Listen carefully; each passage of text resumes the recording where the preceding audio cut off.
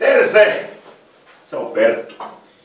Tänään opiskelemme rumpukoulussa beatcompin sekä muutaman muunkin pikkuniksin. Tärkeä osa soittoa tietenkin rock-uskottavuuden kannalta on lasi. Ja näin se menee.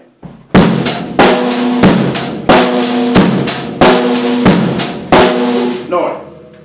Nyt kun beatcompi on handussa, voimmekin siirtyä hieman varjoimaan sitä. Eli näin.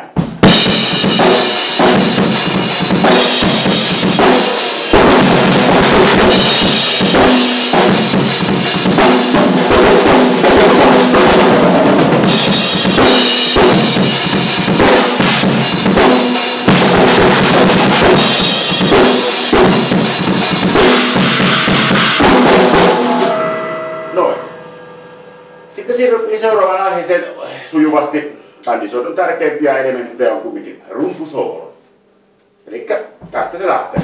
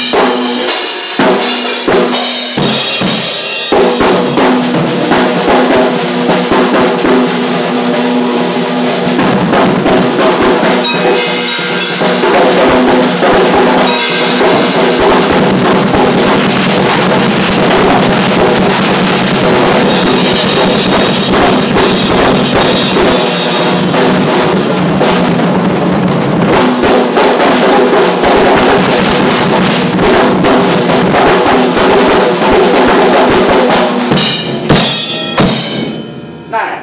Nyt kun on nämä perusasiat handussa, niin hyvä keskittyä sitten mukavaan bändisoittoon. Kiitos ja hei!